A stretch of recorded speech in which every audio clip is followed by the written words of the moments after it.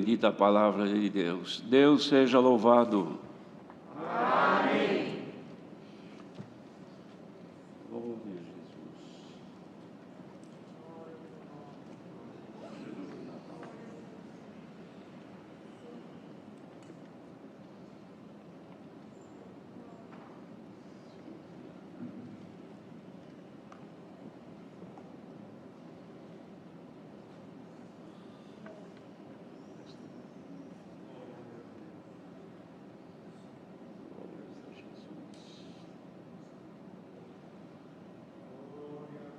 Mostra aos irmãos servir a Deus.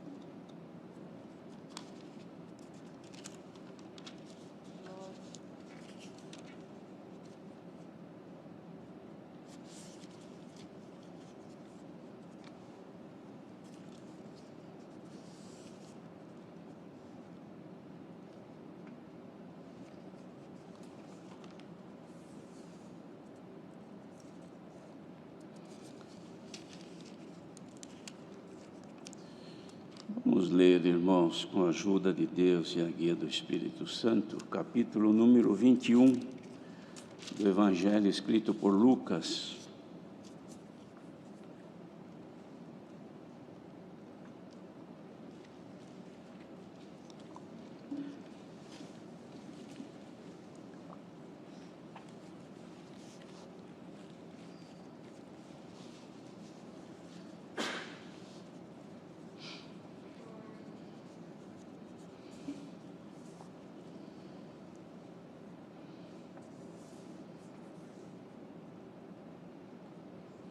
Vamos iniciar a partir do versículo 20 até o 33. Não, melhor, até o 36. Do versículo 20 ao 36. Mas quando virdes Jerusalém cercada de exércitos, sabei então que é chegada a sua desolação. Então os que estiverem na Judéia fujam para os montes, e os que estiverem no meio da cidade saiam, e os que nos campos não entrem nela. Porque dias de vingança são estes, para que se cumpram todas as coisas que estão escritas. Mas ai das grávidas e das que criarem naqueles dias, porque haverá grande aperto na terra e ira sobre este povo, e cairão ao fio da espada, e para todas as nações serão levados cativos, e Jerusalém será pisada pelos gentios, até que os tempos dos gentios se completem.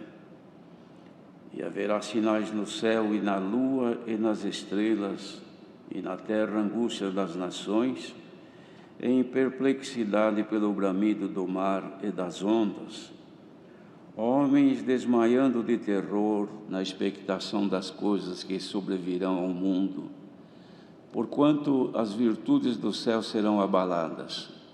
E então verão vir o Filho do Homem numa nuvem com poder e grande glória. Ora, quando estas coisas começarem a acontecer, olhai para cima e levantai as vossas cabeças, porque a vossa redenção está próxima. E disse-lhes uma parábola: olhai para a figueira e para todas as árvores. Quando já têm rebentado, vós sabeis que por vós mesmos, vendo-as, que perto está o verão já. Assim também vós, quando virdes acontecer estas coisas, sabei que o reino de Deus está perto. Em verdade vos digo que não passará esta geração até que tudo aconteça. Passará o céu e a terra, mas as minhas palavras não hão de passar. E olhai por vós, não aconteça que os vossos corações se carreguem de glutonaria, de embriaguez e dos cuidados da vida, e venha sobre vós de improviso aquele dia, porque virá como um laço sobre todos os que habitam na face de toda a terra. Vigiai, pois, em todo o tempo, orando, para que sejais havidos por dignos de evitar todas estas coisas que hão de acontecer e de estar em pé diante do Filho do Homem. Até aqui somente. Amém.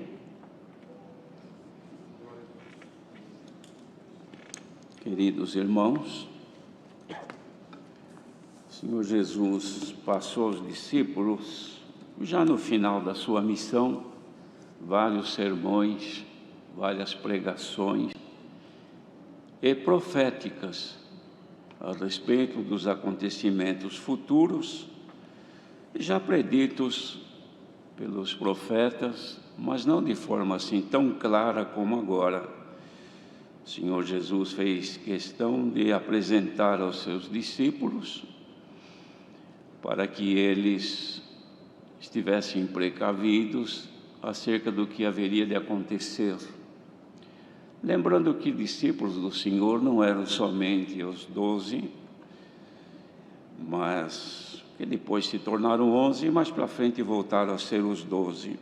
E depois também, o Senhor também chamou Paulo para ser um apóstolo. Mas aqui neste tempo, eram os 12 discípulos e mais outros que acompanhavam o Senhor, como também discípulas. Mas aqui o Senhor Jesus, então, predizia acerca dos acontecimentos futuros, dos sofrimentos que viria ao mundo em cumprimento da palavra de Deus. Aqui, quando os irmãos veem, nós lemos no versículo 32, ele disse assim, o Senhor Jesus: em verdade vos digo que não passará esta geração até que tudo aconteça. Passará o céu e a terra, mas as minhas palavras não hão de passar. Esta geração aqui, irmãos, não era a geração humana, que sempre tem sido em torno de 25 ou 30 anos, é mais ou menos uma geração de um casal. Mas não era essa geração que ele falava. Ele falava da geração eleita, do povo adquirido, que nele Deus estava formando. Então era uma nova geração, que não era a geração de 25 ou 30 anos, mas era uma geração por um tempo que somente Deus é quem tem consigo a contagem deste tempo. E esta geração é uma geração espiritual, não é terrena, não é carnal. Então não passará, porque esta é a última geração. Não haverá uma nova geração depois desta, ou seja, a única, que é a geração em Cristo Jesus, o Filho de Deus. Então ele dizia que passaria o céu e a terra. Então os irmãos imaginam, os céus e a terra que nós conhecemos, ou que os nossos olhos contemplam, eles têm uma duração que ninguém sabe ao certo, se são milhares, se são milhões de anos, somente Deus conhece.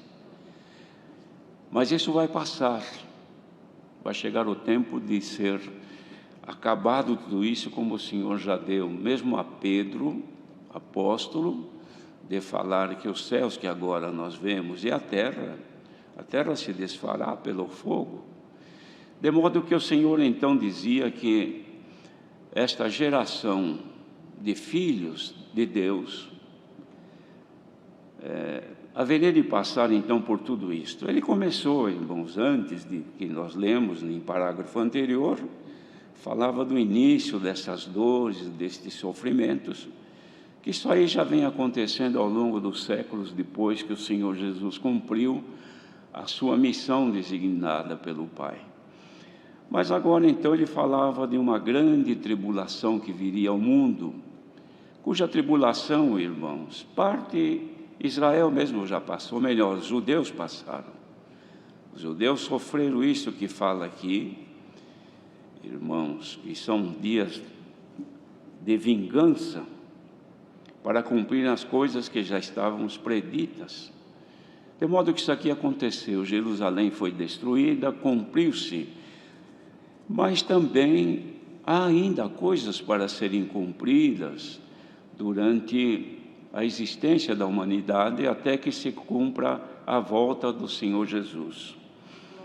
Então depois ele fala aqui da sua volta, predita também que haverá de acontecer.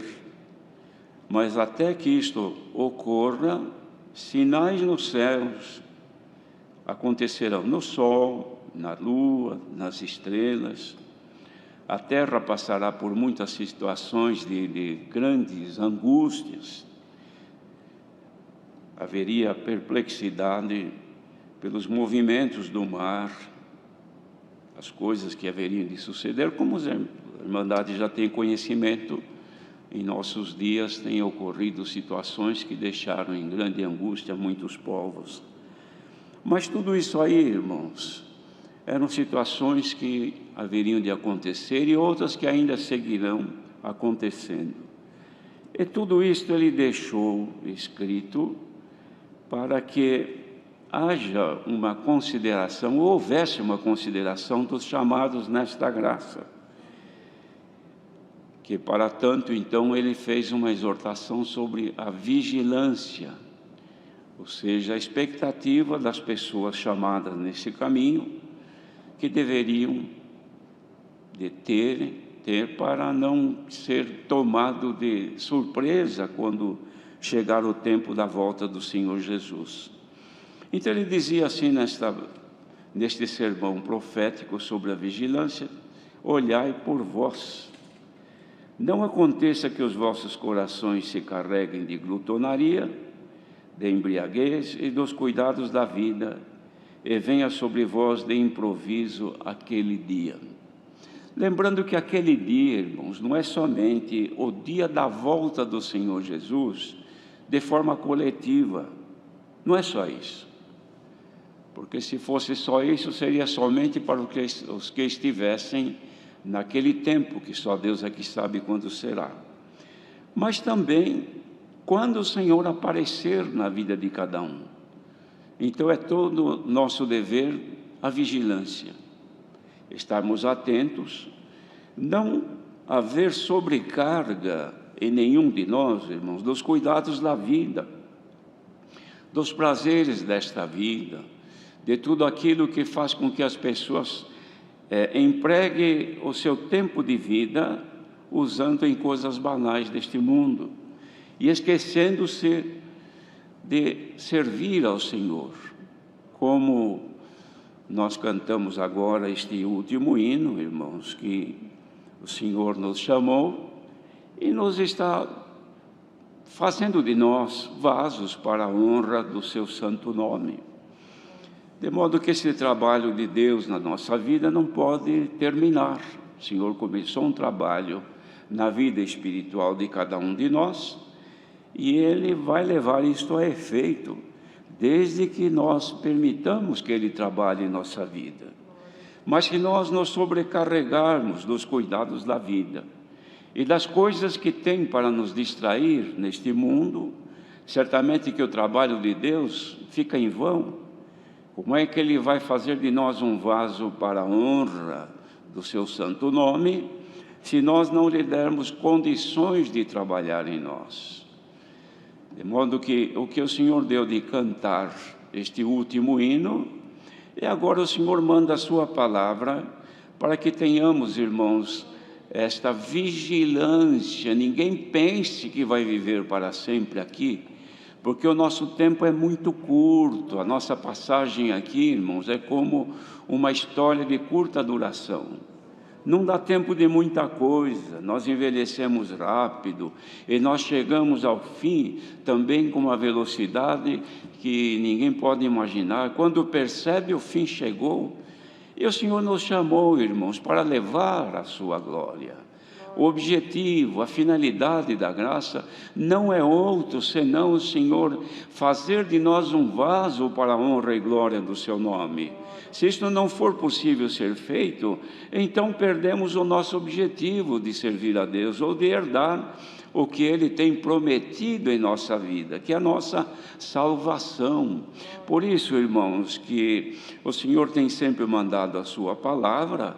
Ele nos tem feito conhecer que temos com o Senhor um compromisso. Ninguém foi chamado a esta graça para estarmos, não, agora eu estou na mão de Deus e o Senhor vai me levar, eu sei que eu sou predestinado e que eu tenho direito à salvação, e o Senhor vai me levar, e o Senhor é bom, a sua misericórdia dura para sempre, mas eu não dou condição da misericórdia de Deus trabalhar em minha vida, de modo que então não aparece a obra de Deus em nós, e nós ficamos, irmãos, no caminho certo, mas sem caminhar. E o Senhor manda a sua palavra, que é para ninguém parar, ninguém desanimar, ninguém vir a menos nesta bendita graça.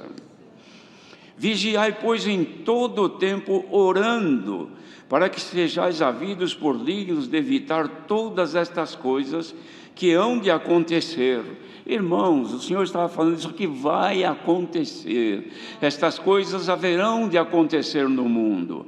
E vocês precisam estar em pé para a volta do Filho de Deus. Irmãos, estar em pé não é estar em pé fisicamente, porque se fosse estar em pé fisicamente, a maioria das pessoas que morrem, morre deitado, morre caída, não é? Mas não é isso, irmão, não é estar em pé fisicamente, é estar em pé na graça do Filho de Deus. Quantas coisas que sucedem para nos derrubar da nossa posição diante de Deus, fazer-nos cair, não é cair na graça, não é cair e perder a graça somente, não é só isso. Isso é uma queda fatal, mas tem coisas que nos fazem cair. Diz assim, está escrito na palavra: o justo cairá 7 vezes, e 7 vezes o Senhor o levantará. Ora, como é que o Senhor levanta o justo? O justo caiu, o Senhor vai lá e levanta? Não é assim. O Senhor levanta o justo que se humilhar perante o Senhor e reconhecer o seu estado naquele momento. Por quê? Porque não é para estar caído. O justo precisa estar em pé. Então o justo cai 7 vezes. Como? Cai numa fraqueza. Cai num delito que ele comete de forma inesperada, colhido por um momento que ele não imaginava, e o tentador aproveitou e o empurrou, ele tropeçou e caiu.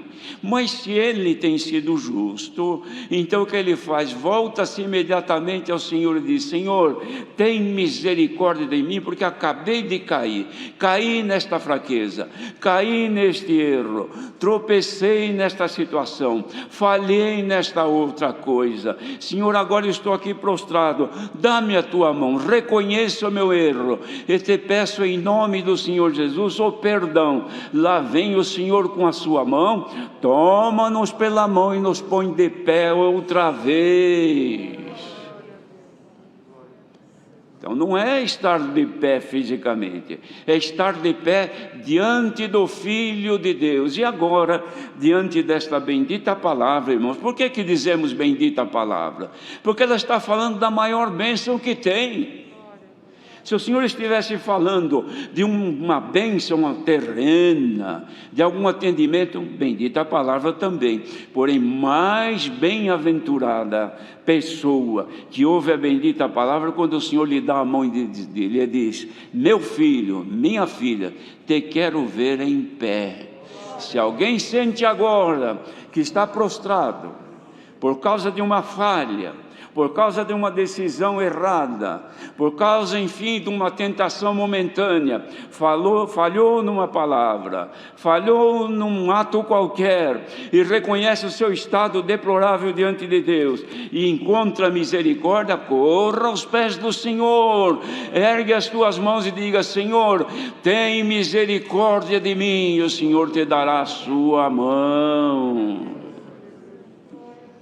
Olhai por vós, não aconteça que os vossos corações se carreguem de glutonaria. Irmãos, a glutonaria não é só a cerveja, o vinho, o álcool que a pessoa se embebeda ou se torna uma pessoa alcoólatra. Isso também é. Quem bebe demais, quem se embriaga, mas não é só essa. Essa embriaguez, sabe o que acontece? Se não tiver a bebida, se não tiver dinheiro para comprar e ninguém oferecer, a pessoa não bebe, não se embriaga. Mas não é essa embriaguez. Tem outro tipo de embriaguez pior e superior a isto, que não precisa pagar. Ela aparece. É a embriaguez, irmãos, espiritual. Quando toma a pessoa e a pessoa se torna embriagada com sentimentos, com pensamentos, com coisas, com o poder de embriaguez que o adversário tem, e por uma palavra, por um gesto, por um ato qualquer, embriaga a pessoa espiritualmente. Irmãos, vejam, uma pessoa embriagada não consegue ficar em pé, ela cai. Quantos espiritualmente que estão embriagados, sentados, perderam o raciocínio, perderam a comunhão com Deus, perderam a paz, porque foram embriagados com notícias, com informações malignas, com coisas que te passaram e te contaminaram espiritualmente, e agora você está aí caído, e não tem condição de levantar a cabeça, porque uma embriaguez te fez tornar-te nesta situação. O Senhor manda a palavra, e agora te diz: toma um golinho desta água da vida, e a embriaguez vai desaparecer da tua alma. Os irmãos já viram quantas pessoas que, estando embriagada, querem caminhar e não conseguem, dá um passo para frente e dois para trás, e tem hora que ele olha, parece que agora ele vai, aí ele cai. Quantos espiritualmente que estão assim, não se firmam na graça, adquiriram um vício, aí sentiram-se libertos, volta ao vício outra vez, tinha um costume mau, foi liberto pelo poder da palavra, voltou outra vez como uma porca lavada ao espojadouro da lama, foi lá de novo, agora volta, quer caminhar e não consegue, não, agora eu vou me firmar, não se firma, porque está embriagado. Ah, queridos irmãos, dá vontade de pregar isso aqui com toda a força, de gritar, de falar: gente, despertem, em nome de Jesus. Não aconteça que os vossos corações se carreguem da glutonaria. Tem glutonaria de todo tempo, glutonaria doutrinária, pregações anticristãs que anulam o sacrifício do Filho de Deus, que fazem com que volte a querer cumprir, como aconteceu nos dias dos apóstolos, que voltavam a estar submissa à lei outra vez, anulando o sacrifício de Jesus, voltando e forçando o povo a cumprir o que Moisés havia dito para o povo de Israel. Israel não conseguiu. E agora então muitos, na graça do Filho de Deus, traziam, judaizando alguns que o Senhor havia liberto do peso da lei, e traziam de volta: se você não circuncidar, você não será salvo. Se você não guardar o sábado, o Senhor não te aceita. Se você isto, se você aquilo. Disse Paulo aos Gálatas: da graça tendes caído, vós os que estáis metendo-se outra vez debaixo do peso da lei. Isto traz uma glutonaria, uma bebedeira. Irmãos, nos nossos dias já existem reuniões clandestinas que fazem por aí prego. Não vão procurar os que não conhecem a Cristo, vão procurar aqueles que estão salvos, aqueles que estão na graça, para embriagá-los. Quantos que estão ouvindo esta palavra estão embriagados com estas pregações que nos dias dos apóstolos eles lutaram tanto e falaram abertamente contra esta prática, e no entanto hoje vem trazendo para um, para outro, e a pessoa ouve, se torna embriagada, fica prostrada. Em nome do Senhor Jesus, haja um despertamento a quem ouve esta palavra. Não nos metamos mais sob jugo de nada. O nosso jugo vem de Cristo, o Filho de Deus. Ai, irmãos, dói o coração, porque sabemos que existe isso, mas não é só isso. E quantas outras coisas que apregou? Não, você pode praticar isto, você pode praticar mais aquilo. Aos solteiros, vocês podem fazer isto, porque Deus tem piedade, Deus é bom. Você pode agir desta maneira, você pode isso, pode aquilo. Os que praticam isso e passam para outros, irmãos, são pessoas contagiadas e que levam o mal, e vai fazendo com que aqueles que ouvem se tornem enfermos. O Senhor quer libertar a igreja, porque os dias maus estão chegando, a tribulação está no mundo, a angústia que o povo sofre por falta de Cristo, e muitos que têm a Cristo no coração deixam de segui-lo e se tornam embriagados. Irmandade, aceite esta palavra em nome de Jesus.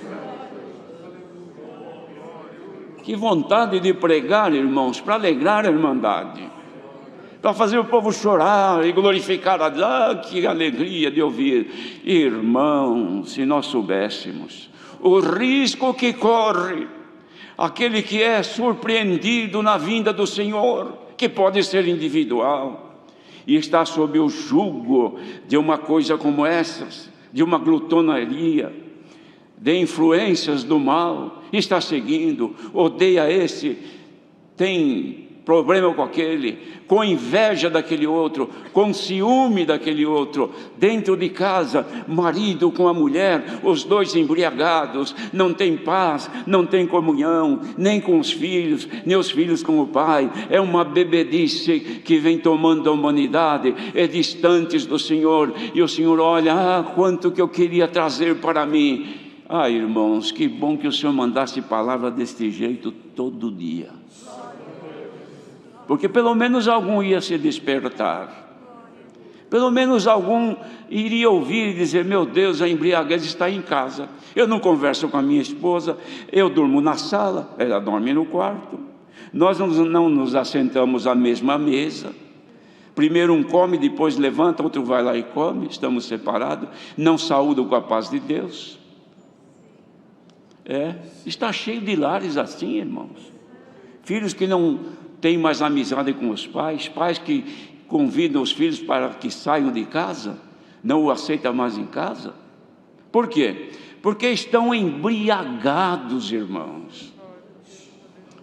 Quem se sentir embriagado nesta noite, não por bebida, por algum líquido, por alguma bebida que deve ter tomado, mas não é isto, mas embriagado no Espírito, está aqui a palavra da misericórdia de Deus, porque virá este dia como um laço sobre todos os que habitam na face de toda a terra.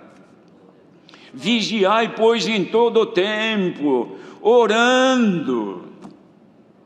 Irmãos, não está fácil orar. Os irmãos ouviram, foi dada a oração aqui, parece que estava o irmão orando sozinho, um silêncio absoluto. Não se acompanha a oração? Não se dá um glória a Deus? Sim, Senhor, tem misericórdia. Que Deus tenha piedade de todos nós, que nasça o desejo de orar. Foi pedido aqui orar pelas nações, pelo povo que está sofrendo, nossos irmãos, e também os que não são, que são pessoas que Deus que tem a piedade de todos, devemos orar, buscar, até encontrar a misericórdia de Deus. Quando a gente encontra, irmãos, a carne às vezes não gosta porque dói o joelho e se encosta, mas dentro de nós tem um outro ser que salta de alegria. Os irmãos já sentiram isso? Já aconteceu com os irmãos? De estar orando, de repente vem uma alegria, uma coisa, e nós começamos, quem tem o dom de novas línguas, começa a falar, glorificar a Deus, exaltar, dá vontade de abraçar o Senhor. Já aconteceu isso? Se não aconteceu, precisa procurar, porque nós precisamos encontrar o Senhor, precisamos sentir o Senhor e dizer: Senhor, eu acho que eu estou de pé ainda, me ajuda, não me deixes cair, Senhor. Bendito seja o Senhor. Então, irmãos, que Deus se apiede de todos nós e nos guarde, para que sejamos havidos por dignos de evitar todas estas coisas que hão de acontecer e de estar em pé diante do Filho do Homem. Povo que ouve esta palavra agora, se estivermos todos em pé diante de Deus, saibamos de uma coisa: há em nós a certeza de que a hora que o Senhor vier, nós correremos a encontrá-lo, queridos irmãos. Que não aconteça a hora que o Senhor vier, está lá o irmão caído, caído numa maldade, caído num sentimento, caído numa paixão terrena, mas que agora estejamos de pé e possamos dizer: Senhor, eis-me aqui. Dá para dizer, irmãos, que ouve esta palavra? Eis-me aqui, Senhor, trabalha na minha vida, eu quero ser um vaso para a honra e glória do teu santo nome. Bendito seja o Senhor. Irmãos, que Deus nos guarde e que fale conosco deste jeito, porque quando o Senhor fala desta maneira, algum despertamento deve acontecer, não é, irmãos? Mesmo aqui nesse pequeno grupo, se alguém está um pouquinho mais prostrado do que de pé, levanta-te agora em nome do Senhor Jesus e diga: Senhor, me ajude, eu não quero cair nem em fraqueza, nem cair na tentação, e nem cair também em alguma bebedice espiritual que me leve a prostrar-me, mas eu quero estar em pé para sentir a volta do teu santo Filho. Deus seja louvado.